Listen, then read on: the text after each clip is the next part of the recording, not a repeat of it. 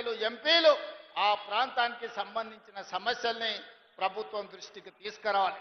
చాలా మంది అంటుంటారు నరేంద్ర మోడీ గారిని పదే పదే రేవంత్ రెడ్డి గారు కలుస్తుంటారని. నరేంద్ర మోడీ గారు నాకు బంధువేం కాదు, నరేంద్ర మోడీ గారితో ఇంకా నాకు చుట్టరికమేం లేదు. కానీ వారి దేశానికి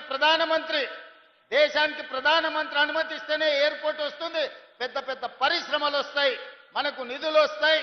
ఇవాళ మనం తుమ్మిడేటి దగ్గర ప్రాజెక్టు కట్టాలి అని అంటే మహారాష్ట్ర నుంచి కొన్ని అనుమతులు తీసుకోవాలి. మహారాష్ట్రలో భారతీయ జనతా పార్టీ అధికారంలో ఉంది. ఒకవేళ ముఖ్యమంత్రి గారు మనం అడిగితే, ఒకవేళ ఏదైనా ఆలోచన చేస్తే, నరేంద్ర మోడీ గారు ఒక మాట చెప్తే, అమిత్ షా గారు ఒక మాట చెప్తే మన ప్రాంతానికి మేలు జరుగుద్ది.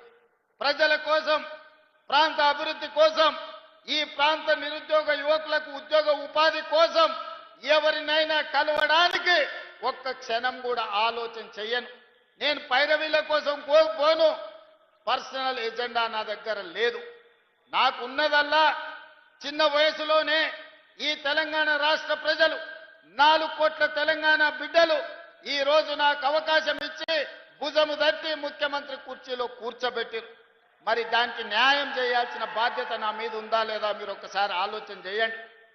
ఎవరిని కలిసినా, నేను వెళ్ళినప్పుడు బీజేపీ ఎంపీలు కూడా ఉన్నారు.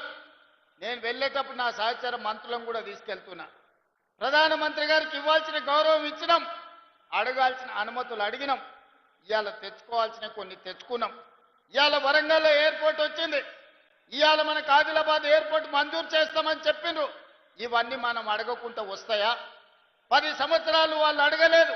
పెద్దలు చెప్పిండ్రు అడగంది అమ్మాయినా పెట్టదని.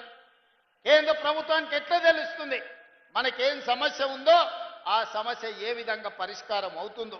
అందుకే ఆ సమస్యల్ని మనం నివేదికల ద్వారా కేంద్ర ప్రభుత్వానికి అందించడం ద్వారా, కేంద్రం నుంచి తెచ్చుకోవాల్సిన మంజూరీలు తెచ్చుకోవడం ద్వారా మన ప్రాంతాన్ని అభివృద్ధి చేసుకుందాం. దానికి సంపూర్ణంగా మీరు సహకరించాల్సిందిగా నేను కోరుకుంటున్నా. 10 సంవత్సరాలు ఏలిన వాళ్ళు ఈ ఆలోచన చేయకపోవడం వల్లనే తెలంగాణ రాష్ట్రానికి తీరని నష్టం జరిగింది.